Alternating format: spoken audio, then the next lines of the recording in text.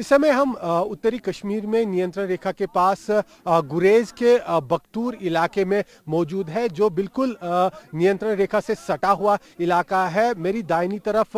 जो ये तस्वीरों में अब पहाड़ियां आप देख रहे हैं, ये पाक कब्जे वाले कश्मीर की पहाड़ियां हैं और वहां से कुछ साल पहले तक लगातार पाकिस्तान की तरफ से शेलिंग होती थी, बम गोले बरसाए जाते थे और जिस एक बड़े मैदान में हम इस समय खड़े हैं, यहाँ पर खड़ा रहना भी मुमकिन नहीं होता था। इस प्रकार की इस पूरे इलाके में शेलिंग होती थी, धमाकों की गूंज होती थी और इस इलाके से मिलिटेंट भी घुसपैठ की लगातार कोशिशें करते थे। पिछले वर्षों भी यहाँ पर कई मिलिटेंटों की घुसपैठों को नाकाम बनाया गया। अब तक की जो सबसे बड़ी घुसपैठ यहाँ पर नाकाम की गई थी वो साल 2011 में तब हुई थी, जब 12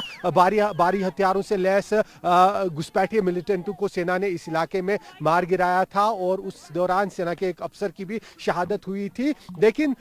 इस इलाके की तस्वीर पिछले वर्ष जनवरी के बाद से तब बदलनी शुरू हो गई, जब और भारत और पाकिस्तान सेना के बीच एक सीजफायर एग्रीमेंट हुआ। उसके बाद बम बारूद की जो गनगनाहट है वो इस इलाके में रुक गई और उसके बाद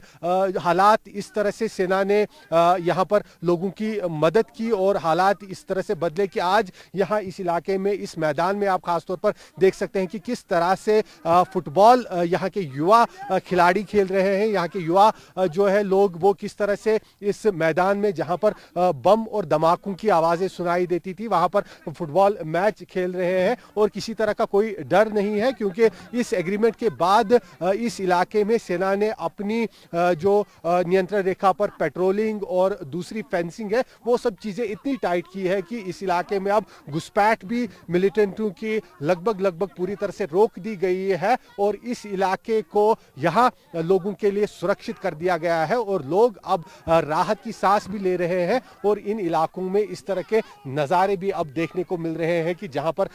तोपें चलती थी, धमाके होते थे, वहाँ आज यहाँ के युवा फुटबॉल खेलते नजर आ रहे हैं। कैमरामैन मुजफ्फर रशीद के साथ आसिफ साफ, LOC न्यूज़ 24। नमस्कार, मैं हूं मानक गुप्ता। अगर आपको हमारा ये वीडियो पसंद आया हो तो इसे लाइक और शेयर जरूर करें और हां, हमें सब्सक्राइब और फॉलो करना ना भूलें ताकि आप देश और दुनिया की कोई खबर मिस ना करें। तो जुड़े रहिए हमारे साथ और देखते रहिए न्यूज़ 24।